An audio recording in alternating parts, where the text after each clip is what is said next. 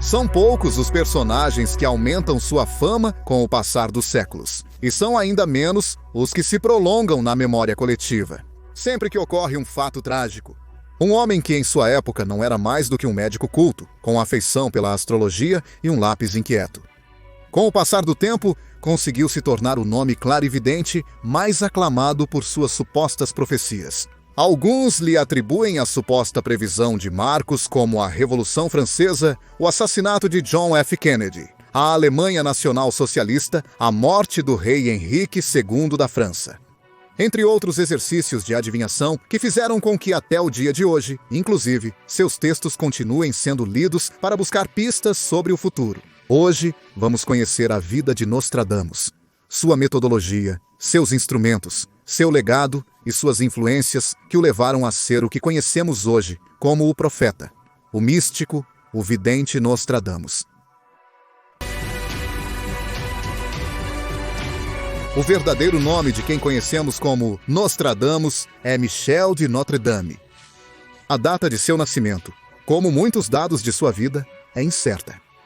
A data estimada para isso varia entre 14 e 21 de dezembro, enquanto há certeza de que o ano em que nasceu foi 1503.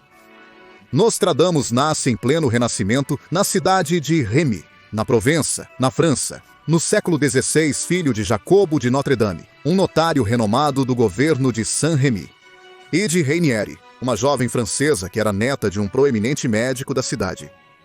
Acredita-se que tiveram 9 filhos, sendo Michel de Notre Dame nosso protagonista, um deles. O pai de Nostradamus, Jacobo, na verdade era de ascendência judaica. Mas devido à preponderância da fé católica na França, foi forçado a fazer uma conversão religiosa aparente, mudando seu sobrenome para Notre Dame, ou seja, Nossa Senhora em espanhol, em homenagem ao dia de sua conversão religiosa, que coincidiu com o dia de Nossa Senhora, 25 de março. É assim que, apesar de Nostradamus ser conhecido como um católico, na verdade em sua casa continuou-se praticando a religião original. E Nostradamus cresce com os conhecimentos dos mitos judeus e da Cabala. A Cabala judaica tem múltiplas interpretações e explicações. Alguns a concebem como uma escola ou uma forma de pensamento do misticismo judaico, que se concentra na relação de um Deus todo-poderoso e eterno com a vida dos homens mortais. É composto de múltiplos textos e relatos afastados dos conhecimentos convencionais da religião judaica pública. Está também escrito em vários idiomas e de forma enredada. Apesar de tudo isso, a influência da Cabala nos escritos posteriores de Nostradamus é inegável, com vários comentários, por exemplo, sobre o Zohar, que é um dos livros mais centrais da Cabala. Há poucas informações sobre a infância de Nostradamus. O que se sabe é que aos 14 anos, em 1518, ingressa na Universidade de Avignon para obter o título de bacharelado. Um estudo que concedia conhecimentos gerais em questões como gramática, retórica e lógica, inspirados na antiga Roma e na Grécia clássica. No entanto, algo aconteceu que o fez interromper seus estudos e que, sem que ele soubesse, o seguiu pelo resto de sua vida. Michel foi forçado a deixar a universidade por um forte surto de peste bubônica no sul da França. Contudo, essa interrupção dos estudos permitiu que Nostradamus viajasse pela França e outros países europeus, em busca de conhecimentos e conseguindo entrar em contato com múltiplas culturas, focando nos variados saberes e, acima de tudo, práticas medicinais que existiam nessas diferentes regiões. Ainda marcado pela peste bubônica que mudou sua vida nesta época, por volta de 1520, Nostradamus se instala em uma botica, lugar que tinha a função de fazer medicamentos, fármacos e pílulas curativas, baseando-se em receitas naturais e rudimentares. Aqui Nostradamus atua como boticário, produzindo as curas solicitadas. Quase uma década depois, no final de 1529, Nostradamus envia um pedido à Universidade de Montpellier para cursar estudos médicos. No entanto, ele é rejeitado por ter estudado previamente em uma botica, algo que era estritamente proibido pelo regulamento da universidade.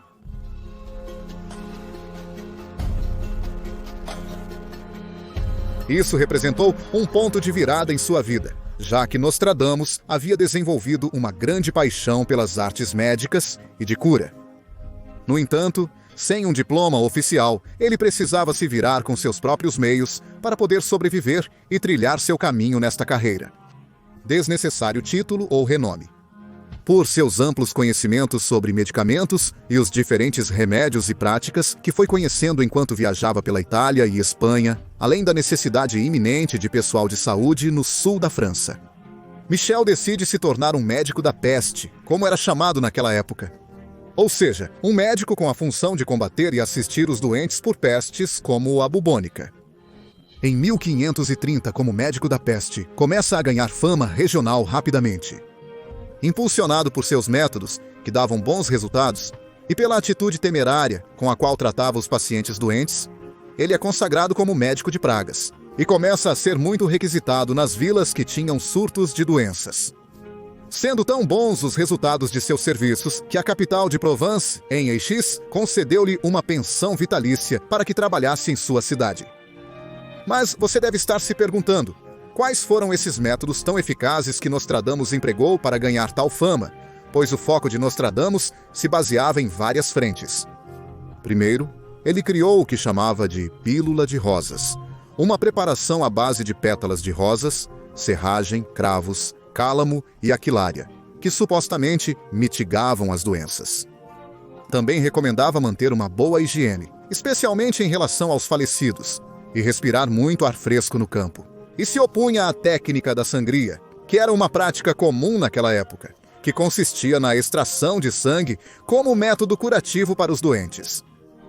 Já para 1531, Nostradamus se apaixona e se casa com Henriette d'Encausse, uma mulher francesa com quem teve 2 filhos, um menino e uma menina. Mas, tragicamente, todos perderam a vida devido a uma doença no final de 1536. Deixando Michel não apenas viúvo, mas também desamparado. E alguns anos depois, a má sorte continua a persegui-lo quando, por uma disputa, acaba sendo acusado de um suposto caso de heresia, uma possível sentença que o fez fugir do julgamento e partir de onde estava. Nostradamus acaba percorrendo várias províncias até parar em Veneza, cidade onde se conecta fortemente com a cultura italiana. Por volta de 1540, ele retorna à França e continua seu trabalho como médico de pragas. Devido à alta demanda por seu trabalho, ele não foi impedido de exercer sua profissão no território, mesmo com um julgamento pendente contra ele. Decidiu morar em uma das aldeias onde trabalhava, perto de Marsella, chamado Salon de Provence, onde conhece aquela que seria sua segunda esposa, Anne Ponsardi, uma viúva rica com quem teve 3 filhos e 3 filhas.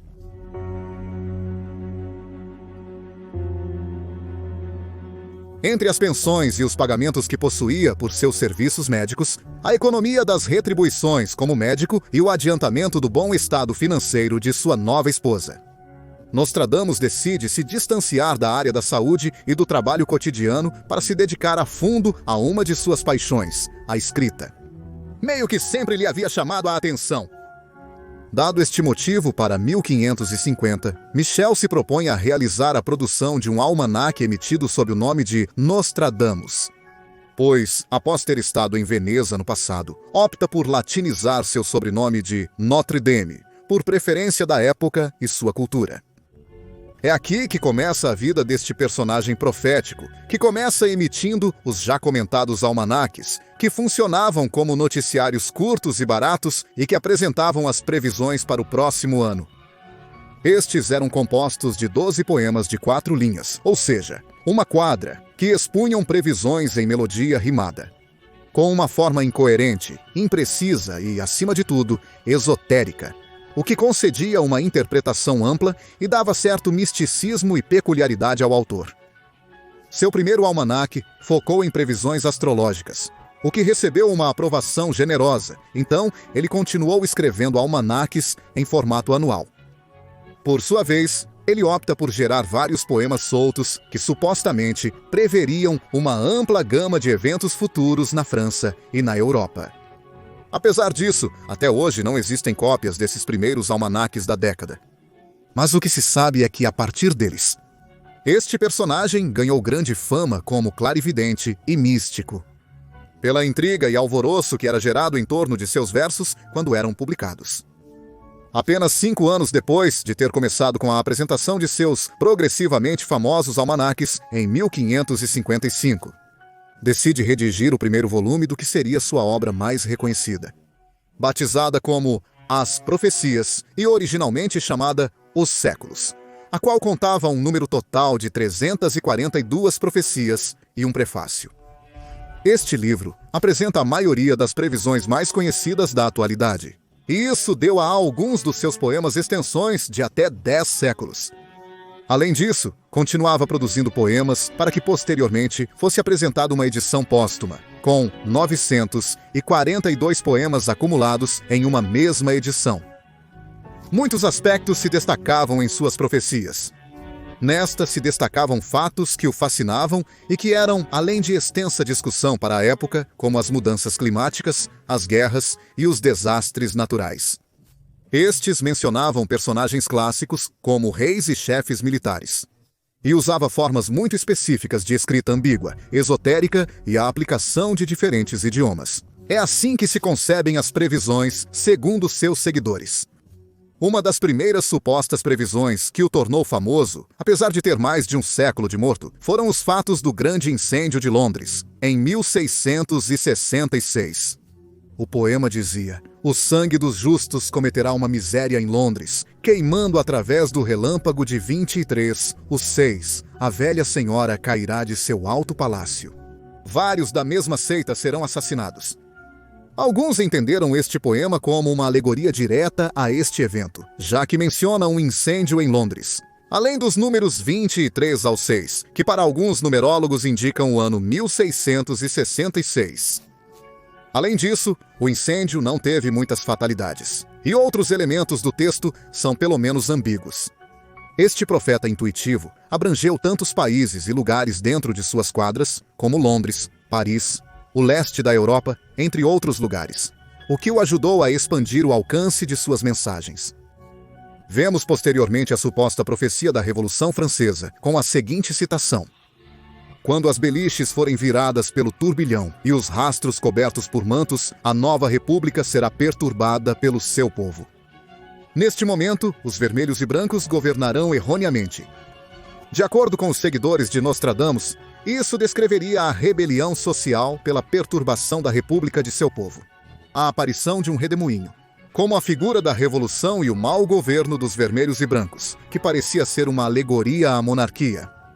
Mas deste momento não se menciona apenas a revolução, mas também teria antecipado, supostamente, a aparição do ilustre caporal, Napoleão Bonaparte. Com os seguintes versos de um nome que o rei da França nunca teve: nunca houve um raio tão terrível. Itália, Espanha e Inglaterra tremerão. Alguns compararam esta citação com a ascensão de Napoleão, pois, devido às suas origens corsas, sendo quase mais italiano do que francês, Napoleão era um nome que o rei da França nunca teve. Além de suas impecáveis façanhas como militar, concordando com a referência ao raio e o tremor da Itália, Espanha e Inglaterra pelas guerras napoleônicas. No entanto, há quem possa argumentar que a citação é muito genérica e que um cenário desse estilo na Europa não era impossível de prever. Igualmente chamativa é a seguinte citação a respeito: um imperador nascerá perto da Itália, que será vendido muito caro ao império. Dirão: com quantas pessoas ele se alia que parecerá menos príncipe do que açougueiro? Outro personagem que Nostradamus supostamente previu foi o Führer alemão, que apareceria descrito em vários poemas avulsos de seu livro Profecias, sendo as citações das profundezas da Europa Ocidental. Nascerá de gente pobre, uma criança que com sua língua seduzirá muita gente. Sua fama se estenderá ao Oriente. Ele se tornará vilão, malvado, infame, tiranizando a Mesopotâmia. Todos se tornarão amigos da dama adúltera e a terra se tornará negra, a mancha das mortes e enormes adultérios. Grande inimigo da raça humana, que será pior do que a de seus avós, pais e tios sobre a espada e fogo, sangrenta e desumana. A morte repentina do personagem principal dará uma mudança total na organização política e no governo. Logo, ele atingirá grandes feitos em pouca idade, sendo temido na terra e no mar. Não deixam de ser quadras com múltiplas interpretações. Mas são muitos os convencidos de que se trataria do Terceiro Reich alemão quando se fala da dama adulterada, e que se trataria do sudeste da Europa, quando se fala de Mesopotâmia. Por outro lado, alguns atribuem o seguinte trecho ao bombardeio de Hiroshima e Nagasaki, aparecendo em seu livro As Profecias.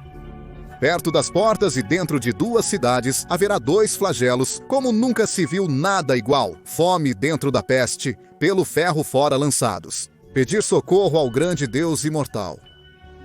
Agora, mais uma vez vemos que há um nível de ambivalência e generalidade que permite duvidar da precisão do texto. No entanto, ainda existem muitos estudiosos apaixonados por esses temas que dão uma interpretação mais complexa a esses trechos. Aparentemente, essa previsão é um extrato do Antigo Testamento, o que não é estranho, já que muitas de suas fontes eram baseadas em mitos religiosos já existentes. Por sua vez, entre suas previsões, encontramos o já mencionado assassinato de John F. Kennedy, o 35º presidente dos Estados Unidos. Quando disse: "Das alturas, a maldade cairá sobre o grande homem. Um inocente morto será acusado pelo ato."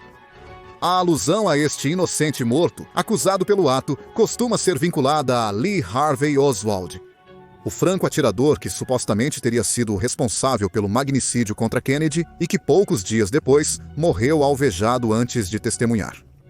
E até mesmo há quadras que estariam relacionadas com o atentado de 11 de setembro, onde recita a seguinte frase: "A 45 graus, o céu queimará fogo, se aproximando da grande cidade nova.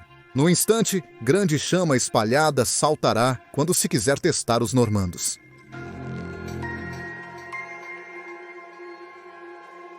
Outro aspecto crítico das supostas profecias é que estudiosos do texto argumentaram que Nostradamus se baseou muito em livros biográficos, históricos e proféticos para seus vaticínios, como A Vida dos 12 Césares de Suetônio e Vidas Paralelas de Plutarco. Ambas as obras biográficas, além de se inspirarem em muitos outros mitos de grandes personagens helênicos e romanos. Também alguns de seus textos encontraram grandes semelhanças com os versos de Girolamo Savonarola, um frade italiano que havia estabelecido uma breve teocracia em Florença, quase meio século antes do nascimento de Nostradamus. Da mesma forma, há o Mirabilis Liber, melhor conhecido como O Livro Milagroso, publicado em 1522, um livro profético que tem uma relação extremamente estreita com as quadras apresentadas por Nostradamus. Nas profecias existem múltiplas teorias para explicar a redação de suas previsões. Há aqueles que o veem como a aplicação de uma metodologia organizada e sistemática, enquanto outros como a conjunção mais ou menos espontânea de versos de livros religiosos. No entanto, tem-se a certeza de sua inclinação pelas correntes do neoplatonismo e do hermetismo, bem como pela astrologia, entre outros tópicos que eram os mais comuns nas discussões intelectuais da época. Apesar disso, inicialmente, ele não teve uma fama muito aceita, pois acreditavam que ele era um ocultista ou um praticante de magia negra, uma espécie de herege. Ainda assim, ele segue publicando almanaques e quartetos. Ele mesmo comenta que geralmente tentava, ao escrever, manter um estado de equilíbrio mental e calma, alheio a qualquer caráter místico ou narcótico. Ele dizia isso em resposta às constantes críticas sobre seu suposto abuso de substâncias para alterar seu comportamento e sua mente, os quais foram negados por ele e nunca comprovados. Ele usou em seus versos o que gostava de chamar de transmutação do tempo, uma ferramenta que lhe permitia dilatar a concepção do tempo para um campo subjetivo, evitando mencioná-lo ou dando-lhe prazos muito generosos. Michel foi um homem realmente inquieto, que também escreveu sobre temas tão variados como a língua egípcia ou como preparar medicamentos naturais. A transcendência de sua fama em vida foi tal que conseguiu se tornar uma pessoa próxima da corte da rainha, consorte da França, chamada Catarina de Médici, uma mulher italiana cuja morte de seu marido, Henrique II da França, teria sido antecipada, presumivelmente por Nostradamus, assim como a possibilidade de seu filho governar tão jovem. O vaticínio comentado é o citado a seguir. O leão jovem contrariará o leão velho no campo de batalha. Depois de uma jaula de ouro, arrancará seus olhos e o leão velho morrerá uma morte cruel. A rainha ficou impressionada após a leitura disso, já que seu marido havia morrido de uma ferida no olho recebida em uma batalha. E que a herança do trono ficaria para o leão jovem, ou seja, para o seu filho mais novo. Impressionados com isso, eles dão a Nostradamus o cargo de conselheiro real. Vemos assim que, com a chegada dos primeiros anos da década de 1560, Michel começa a desenvolver gota, um tipo de artrite que geraria uma inflamação em suas articulações e que iria evoluindo até a noite de 1º de julho de 1566, quando na manhã acaba falecendo o misterioso personagem. Antes, uma homenagem a você, com a história de que, antes de morrer, ele contou ao seu secretário, Jean de Chavigny, na tarde anterior, que ele não o veria vivo até o amanhecer. Tempo depois, quando seu corpo já enterrado, foi movido por ordem do governador. Dizem as histórias que perceberam que ele tinha um colar com o número de 1700, o mesmo ano em que ele havia sido mudado de túmulo. Um personagem mais do que enigmático e influente, sejam reais ou não seus poderes de vidência. Continua sendo estudado até hoje como um dos maiores referências desta arte. Em suma, um homem do Renascimento. A época que gerou nomes como Da Vinci, Copérnico, Maquiavel e Michelangelo, bem como as figuras de Martinho Lutero, a viagem de Magalhães e a conquista de Colombo. Estes também são os tempos de Nostradamus? Sendo Michel de Notre Dame um ser do mundo, tendo vivido em tantos lugares, conhecendo tantas ideias, filosofias, doenças e males que assolavam os povos, junto com idiomas e pensamentos que percorriam os 4 ventos. Os campos europeus. Ele se dedicou à redação dessas profecias, que para alguns foram resultado de intervenção mística e divina. Para outros, foram produto de análise lógica e intuitiva. E para alguns outros, uma mistura de ambas as coisas. Sendo assim, como Nostradamus é catalogado como o mais conhecido da história dos profetas de sua era. No entanto, por trás deste personagem mítico desta lenda imortal, também reside a resposta da sobriedade humana. A resposta do homem sobre sua história cíclica dentro das civilizações. E a segurança de que este circuito histórico se manterá. Agradeço a todos por assistirem a este vídeo. Espero que tenham gostado e convido novamente a se inscreverem no nosso novo canal, Mistérios da História. Lá publicaremos conteúdo inédito, exclusivo e relevante sobre uma ampla variedade de temas históricos. Abaixo, na descrição e nos comentários, vocês poderão encontrar o link para começarem a explorar e ver o que publicamos. Além disso, não deixem de comentar neste vídeo, dar um like, ativar o sininho para notificações e seguir nossa conta no Instagram chamada A Nova Enciclopédia. Sem mais, despeço-me. Que Deus os abençoe.